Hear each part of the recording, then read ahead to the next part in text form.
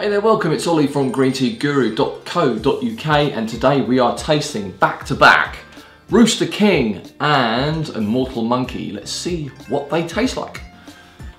So these two ripes here are a couple of boutique-y ripe puers from the mighty Yunnan Sourcing brand. Very different teas, same money, different teas. So, you know, for example, with the Immortal Monkey, this is the successor to the extremely popular Green Miracle. Green Miracle was around not too long. Everything Yunnan Sourcing made was sold probably within about a year, something like that. Prices absolutely spikes later on because they were running out and it all went. This is the successor made from the same tea garden, 100% wild arbor material, 50 to 70-year-old tea trees in Yunnan area. Whereas the Rooster King is a blend of six different tea regions: Yunnan, Mengku, Munghai, Jingmai, Bulang, and Jinggu. I am traditionally quite a fan of Jinggu. A lot of ripe puer comes out of Jinggu, but adding in some Bulang is definitely going to add a little bit of spicy. It's going to spice things up a little bit, I think. Jingmai is traditionally known for its sort of honey tones. So maybe some sweetness from Jingmai. Munghai, of course, we all know Munghai area ripe is very creamy. And Mengku adds a nice bit of sort of deep character also.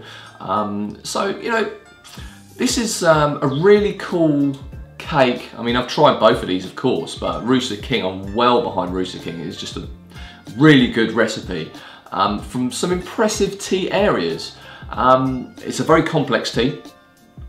You would have thought so too, having all those regions stuffed into it. So really here is a battle between a traditional recipe cake from very good areas versus a single estate wild arbor tea. They're going to taste very different. Let's see how they go. We're going to be tasting these teas side by side.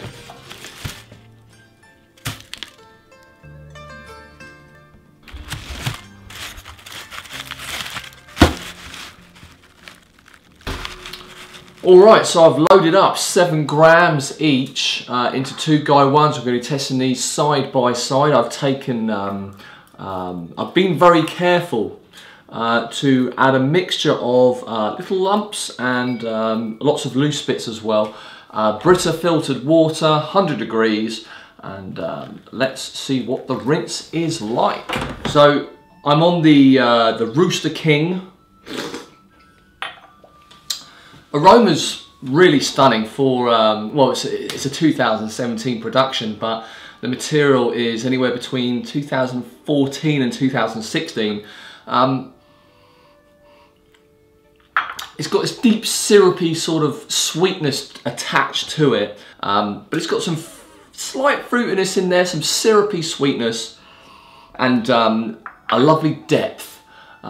Which tells me that this is going to be a very complex tea.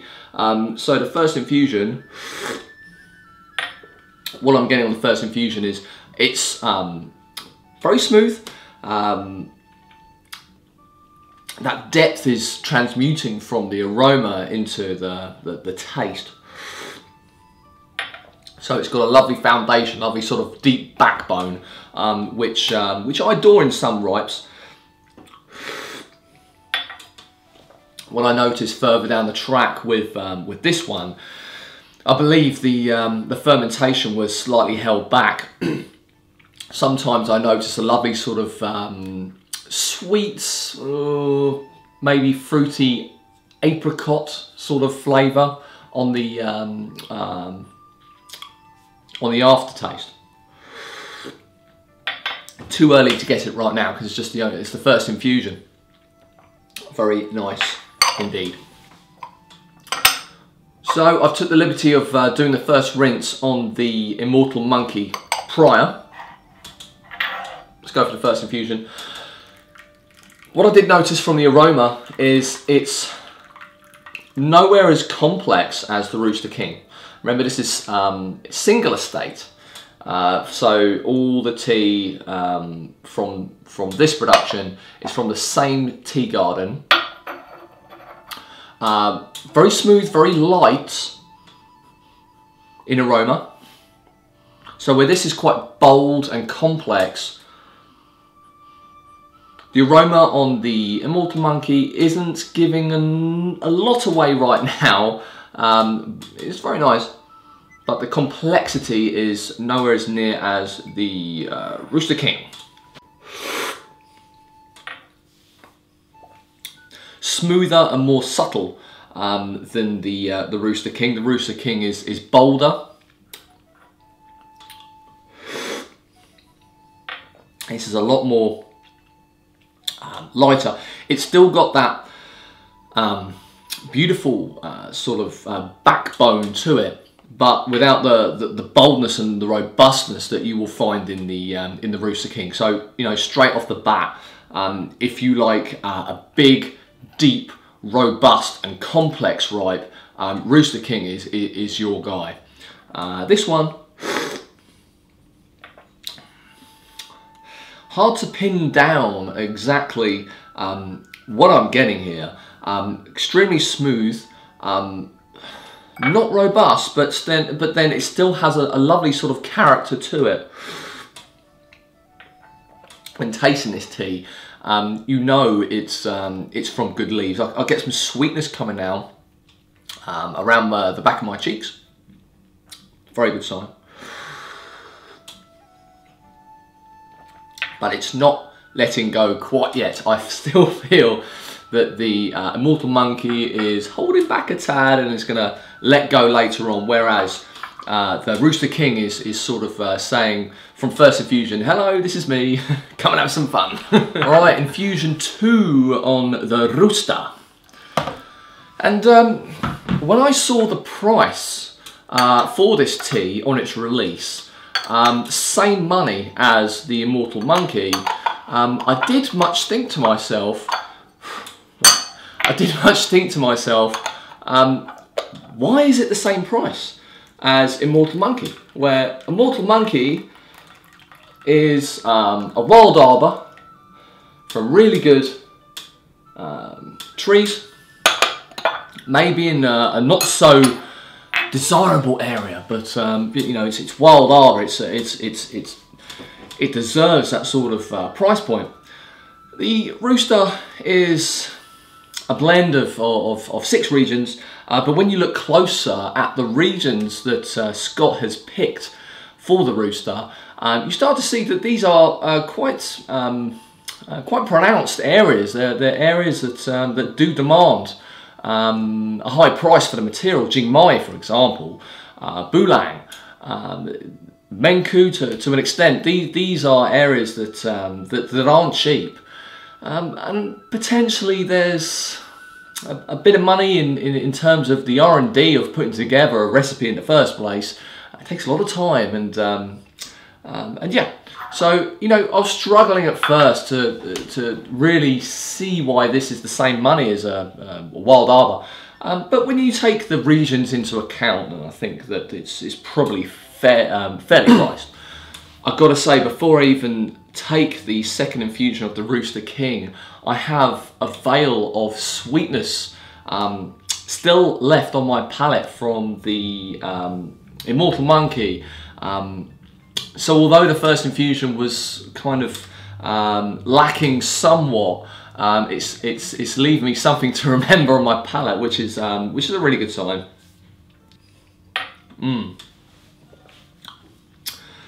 Rooster King is a big boy. It's got a lot of backbone there, a lot of strength, but it's not a vulgar brashness. It's not a vulgar boldness. Some of these cheaper ripes can be very bold and potentially very flat. with nothing behind it. It's very bold and, you know, and it's one-dimensional. This one has a lot of viscosity behind it. It's very thick in the mouth. Perhaps if you kind of think of the flavour of a tea similar to music, for example, you've got the bold bass notes, but behind that you also have the sort of mid-range coming up as well. So it's not just big, bold and brash. It's got a lot of weight behind it. Yeah, very, very good. I'm going to give myself a minute or two to leave those flavours on my palate to see if anything sort of comes through later on, because I'm very guilty of whizzing through infusions and not really waiting too long, because I think when you drink an infusion of tea, half of it is in the drinking and the other half is in leaving your palate to do its work, maybe for the next minute afterwards. And I'm very guilty of just rushing. And sometimes when you do that, you completely miss the beauty in what some teas are offering you. All right, round 2 on the Immortal Monkey. So I have a lot of bassy notes still attached to my palate from the Rooster King. No sign yet of that wonderful sort of apricot fruitiness I was talking about, but it's here. The reason why I know so much about this tea is I probably drink when I'm out and about. I have a thermos and I just chuck a bit of the Rooster King. Recently it's been Rooster King into my thermos, and I'm out and about and I'm still drinking good tea on the go. So this has been my ripe of choice when leaving the house. 2 or 3 days a week I'm drinking this stuff. Aroma still fairly light and creamy. Not as creamy as some Mung Hais could be, but it's creamy. Where this aroma is more sort of syrupy, with a little bit of cream in there, but it's got that wonderful sort of syrupy sweetness that I associate with a lot of slightly older Mung Hai area ripes, maybe sort of 5 years old or so. They'll develop this lovely perfumey kind of syrupy aroma. Not quite there yet, but you know the hints are there. The hints are there in this one. All right, it's starting to give up a little bit more bassy, more subtle still. It's creeping up, and it's getting more and more strong and bassy. A lot smoother than this one. This one's still very nice and smooth and complex. This one is just even more smooth. Of course, it's Wild Arbor. I have got a feeling though, as this one is giving up straight away. It's being very easy. It's giving up very quick. This one is probably going to string out a little bit longer, more infusions before this one goes out. Also, to bear in mind is that as this is Wild Arbor, alongside the Rooster King, I believe Scott has held back somewhat regards the fermentation process. This one especially, being Wild Arbor, having the fermentation pulled back somewhat, this is going to grow. This is going, the Green Miracle, the Immortal Monkey, has legs in terms of aging. This is not the final product. This will change and get more complex over the next coming years. Rooster King also. Hard to see where this one's going to go, because I mean I don't think I've tried recipe from some such distinguished areas before.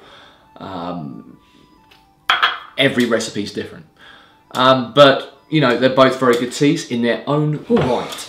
All right, infusion 3 on the Rooster, and a quick word about pesticides. Pesticides. I personally don't worry myself too much about pesticides, but if you do, if you're very cautious, then the good thing about these teas is that the Rooster King has, and most likely, I haven't checked, but most likely the Immortal Monkey has passed Scott's thorough checks on pesticides. I think over 140 different pesticides have been tested, and runs significantly under the legal requirement. Legal requirement being, I'm not too sure, it might be the Swiss one, I don't know. So that's cool. Rooster King passes that. I'm sure he's done his tests on the Immortal Monkey as well. Mentioned with the Immortal Monkey is that the estate that Immortal Monkey comes from is unmanaged, so unadulterated. So you have assurance there from Scott that both these teas are very safe to drink. More sweetness now coming from the Rooster, down the cheeks. Smooth, viscous, bassy, with that sweetness coming in the aftertaste. The Immortal Monkey just, it can't compete against the Immortal Monkey. Immortal Monkey is just so much smoother, coming from its material, of course. I'm infusion number 3 now. I've been trying both these teas. I can feel some energy coming through. Hard to know which one it's from. Oh, that's the problem doing a side-by-side comparison, you know. You get some chi, you get some energy coming, you don't know which one it's from. Infusion 3 on the Immortal Monkey. So I'm being very careful to sort of time it similar timings. Just infusion 3, it's just effortlessly smooth and viscous. Comparing it against the Rooster feels now almost watery against this. There's so much more viscosity. I can see that Immortal Monkey, give it 5 years, you know, this is just going to be so lovely and smooth. If it's nice now, you can imagine what it's going to be in a few years' time. So as they sit right now, after infusion 3, you've got the smooth viscosity of the Wild Arbor trees with the Immortal Monkey versus the more complex, brash, but beautiful bassy notes and complex character of the Rooster. How these will play up in a few years' time, well, you know, they're both going to improve, but which one's going to be on top? Who knows? All I can tell you is that the Green Miracle, this is the succession of the Green Miracle. The Green Miracle absolutely spikes because everyone was just buying it up, and it's now gone. Immortal Monkey most likely will go the same way. So if you want to get this cake, I'll get it pretty soon because, you know, prices are inevitably going to go up, and if it's anything like Green Miracle, you can be expecting to pay probably about 80% more for this cake in about a year's time. The Rooster, hard to say how it's going to go. It really does depend on how much there is left and how much people buy it up. But I don't see Rooster hanging around too much longer either. The ball is in your court, guys. What I'm going to be doing is I'm going to keep brewing these up behind camera. We're going to return in a few infusions time to see where this one or this one peters out first and see what's going on. So sitting at infusion number 8 now for these two. I'm kind of reaching my limit now, to be quite honest. Mrs. Guru's been helping me out a bit. It's interesting because the Rooster is, it's getting watery, but still the vague sort of basiness is there. The sweetness is still there. It's still going on, you know, it's petering, but it's not letting go quite yet. The Immortal Monkey, watering a bit, but it's still got that body. You know, infusion number 8, that's pretty impressive. Thank you very much for stopping by, guys. That has been the Immortal Monkey versus the Rooster King. If you want to buy any of these teas, you'll find them on my website, greenteaguru.co.uk. Thank you very much for stopping by, guys. Keep on cupping. I'll see you on the next episode.